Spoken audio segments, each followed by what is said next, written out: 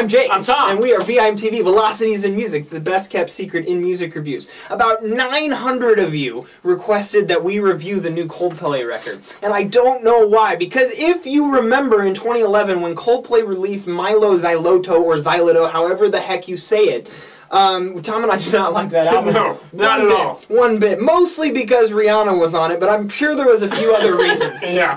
You know, 3 years later, this British alternative indie rock band, so you can't call this band indie, there's nothing indie about them anymore, came out now with their 6th record, Ghost Stories. This is a 9-track record, and something that it's being called in the media, it's being called a breakup record, because, you know, Chris Martin and Gwyneth Paltrow split up right about the time that this record was, you know, released, and, you know, that's all fine and dandy. I don't give a shit. I just want good music from Coldplay again, because Viva La Vida, which we reviewed along, you know, very early on in Velocities music, we really enjoyed that album, and in fact, you know, like, you know, Parachutes is one of my favorite albums of all time. Viva La Vida is one of my favorite albums of all time. I love Rush of Blood to the Head. You know, I have emotional feelings about X and Y, but it's not the best album. Mylo Xyloto, I just hate. I can't even listen to it. I put it on and I just want to, you know, vomit profusely over anything around me.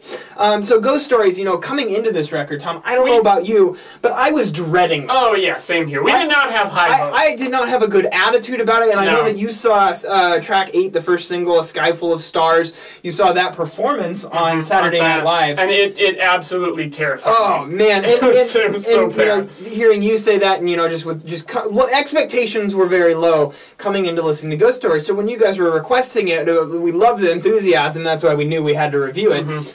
But you know, it was challenging for us. So we've had a week with this album. We've listened to it a lot. It's not a long album. It's 42 minutes long, 42 and a half minutes long, and that's including like a hidden track at the end that's like 3 minutes of really nothing. Right, right. That's absolutely right. So you know, we've had some time to get, you know, a good bag of listens under our belt. So good sack of listens. Under our belt. Good old sack under our belt. Yep. Tom, what was your take on Ghost Stories? Well, I definitely, you know, I warmed up to it more than I thought I would. That's not really saying much off the bat, so I wouldn't consider that a spoiler or anything. I was, like I said, I was expecting this to just suck, and even on first listen, though, I was like, you know, this is better than I thought it would be. It took some getting used to, but the big thing is coming out of Mylo Xyloto, that album, I just felt like not only did I not like the sound they were going for, not only did I not like the songs, but it was a fairly long album. There were a lot of tracks, and there were a couple that I liked, but it was nowhere near enough to really redeem the rest of the crap on that album. And I mean, it was just so blatantly corporate pop, radio-friendly,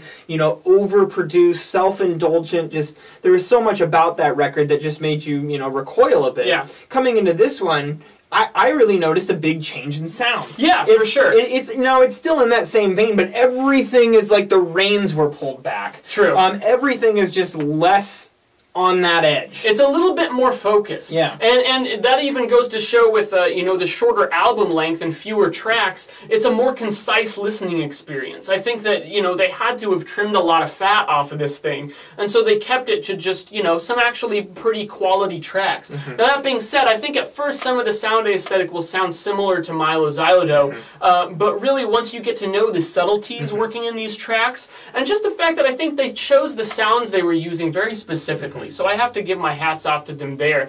Now, once I listened to this enough, I found that there actually weren't really any tracks that I absolutely hated, which is a huge change from their last album. That's a big improvement. Yeah, I would say probably my least favorite is still Sky Full of Stars. It's got that kind of poppy dance vibe that I'm just not into, but at the same time, the melody's still pretty good. Yeah, they make a great rave song. Yeah, they pull it off pretty well. I think they pull it off as well as they could have there, but a lot of the other tracks actually have a lot to offer. Now, I found that for every track, there was at least one spot where I was like, damn, this is just really cool. Maybe like when the guitar line comes in, you know, near the end, or if, you know, the beat shifts in the middle of the song. Those kinds of things happen throughout this album, and that really makes it so it's not as much of a pop format, because those expectations coming into the song, they kind of get thrown away. The songs are harder to predict than you think initially. Yeah, absolutely. And I think that, one thing that really defined this record is the fact that, I was talking earlier about how it's not that over the top.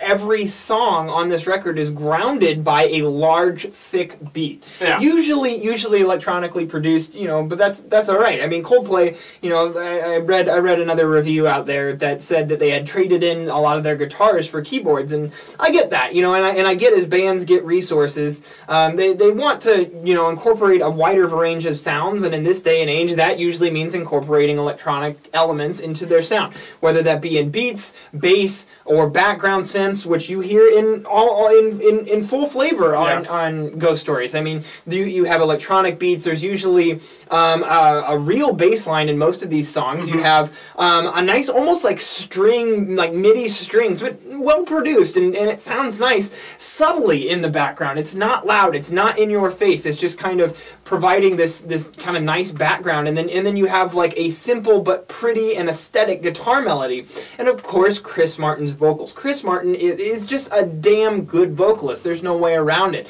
What I don't like is when he tries too hard, and often in even on Viva La Vida he started trying way too hard, and his lyrics have never been top notch. No. So when he's pushing his voice and pushing his lyrics and trying to add all this flourishes and eccentric lyrics, it really just rubs me the wrong way because it just sounds forced and tacky. It's much less so on Ghost Stories. His vocal parts, first of all, Tom, I don't know if you'd agree with this, but I thought that they actually slapped Chris on the face and said, "You're going to calm the hell down, and you're going to sing very specific parts." It almost sounds Give like him some riddling. Yeah, they almost said like, "Hey, Chris, you're just going to sing exactly what needs to be sung here, the bare minimum and nothing else." And that's exactly how most of these songs are. Now, on the end of Magic, he does his vocal flourish thing. And doing all sorts of little swells with his voice and stuff, and I think it sounds good. He's a talented vocalist. Let him do that every once in a while. But I think that the overall impact of this is that it's just much more of a tactful songwriting approach. I totally agree. I found that I still like their old style that you hear on albums like Parachutes, Rush Your Blood to the Head, Viva La Vida. I still like that better stylistically. I can't really fault the songwriting too much here. Yeah, and quite honestly, there's a number of tracks here that do incorporate more dance elements. And they played, they obviously were experimenting with that on previous records, specifically Mylo Xyloto, but there's a track here like Another's Arms, and Midnight. I think Midnight builds into that rave sound too, and Midnight has his vocals are produced like Justin Vernon and Bon Iver, and I didn't dig that. There's always something about each song. The more I listen to this, I got really into the songs. Like Magic is one of my favorite songs of the year, I'd say. I can't get enough of that song. Really liked Ink and True Love. Those songs got stuck in my head over and over again. But there's an aspect, while I like these songs, I don't love them, other than Magic, I'd say. But there's usually one element of each song, whether it be like some vocal melody or lyric or just how some of the instrumentation composition, something irks me the wrong way. Yeah. And it kind of just distracts me from just falling in love with that song. I will say this, I gotta throw out track 7, Oceans. The electronic bleep sounds in that sound like a submarine, works with the track titles, works with the theme of the album, and I really got into it.